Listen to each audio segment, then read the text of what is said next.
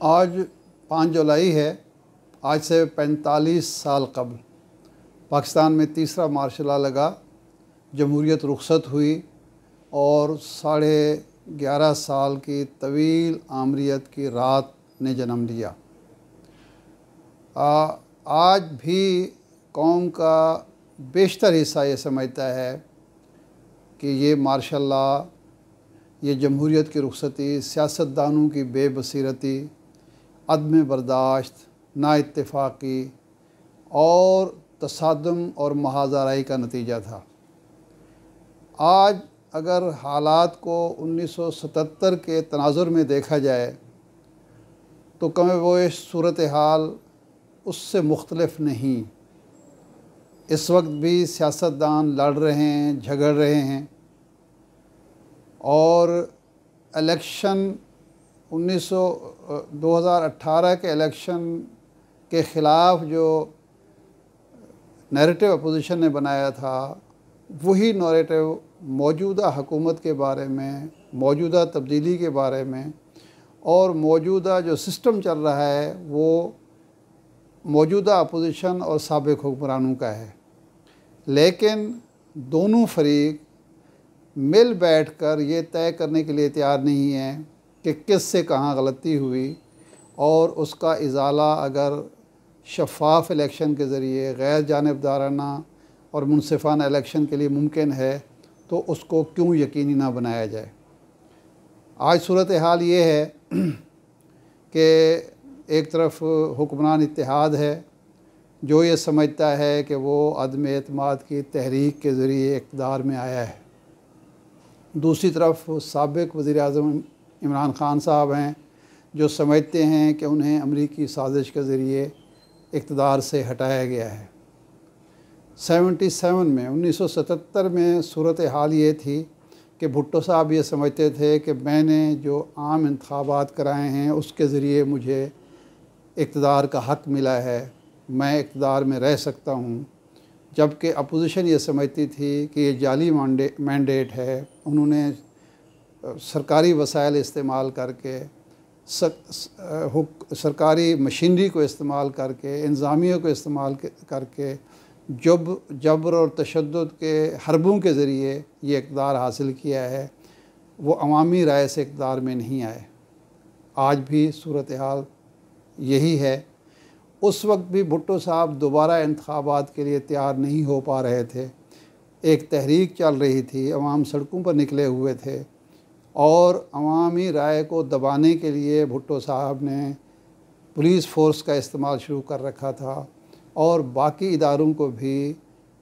Opposition के ख़िलाफ़ और मुज़ाहिरीन के ख़िलाफ़ इस्तेमाल किया जा रहा था। आज सूरत हाल उस तरह की तो नहीं है कि एक तहरीक चल रही हो, एहतजाजी तहरीक चल रही हो और रोज़ाना की बुनियाद पर मुज़ाहरे हो रहे हों, लॉ एंड ऑर्डर सिचुएशन बिल्कुल ख़त्म होकर रह गई है। लेकिन उससे मिलती जुलती सूरत हाल यूँ है कि उस वक्त महंगाई का ऐसा तूफ़ान नहीं था जो अवाम के जज्बात को मुश्तइल कर रहा हो।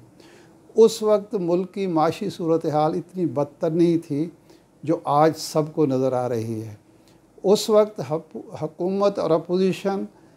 पहले तो एक दूसरे के साथ मिल बैठने के लिए तैयार नहीं थे, लेकिन बिल आखिर वो मुज़ाकरात की मेज़ पर आ गए थे।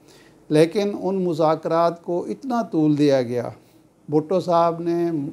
उनके बकौल मुआहदा करने के बावजूद उस पर दस्तखत करने से, उसको हतमी शक्ल देने से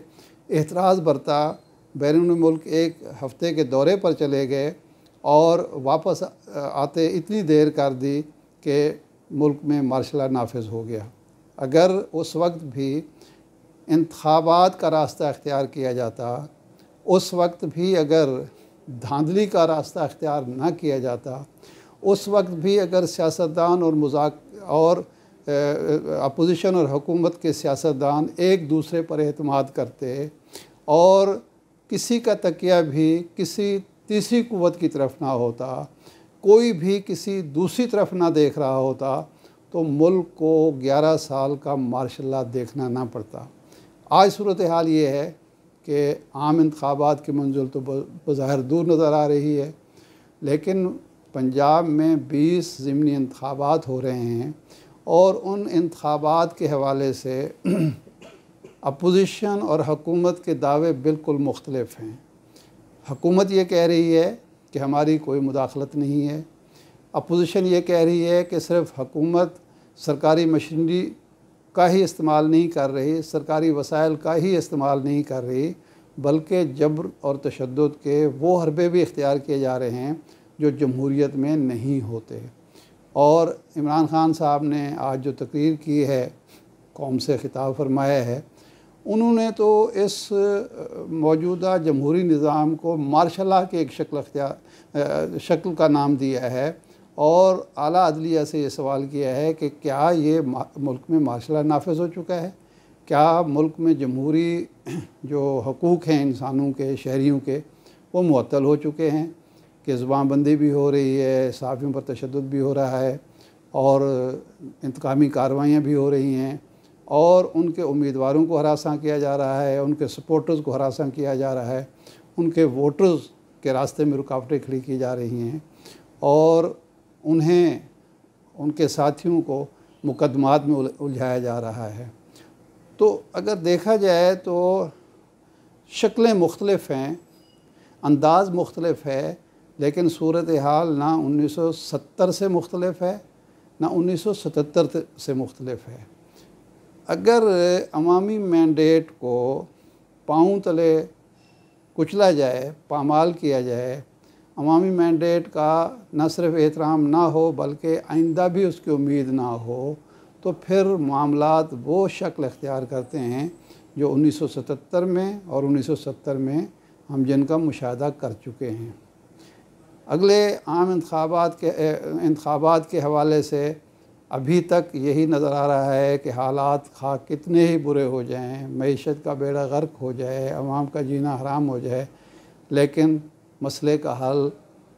इंतखाबात नहीं है कि बल्कि मौजूदा हुकूमत का कायम रहना है, बरकरार रहना है और मुद्दत पूरी करना है। जबकि अपोजिशन, रियल अपोजिशन, जनाब इमरान खान साहब की अपोजिशन ये समझती है कि अगर फिलफौर इंतखाबात नहीं होते तो हमारी जो पोजीशन होगी वो ना खेलेंगे ना खेलने देंगे।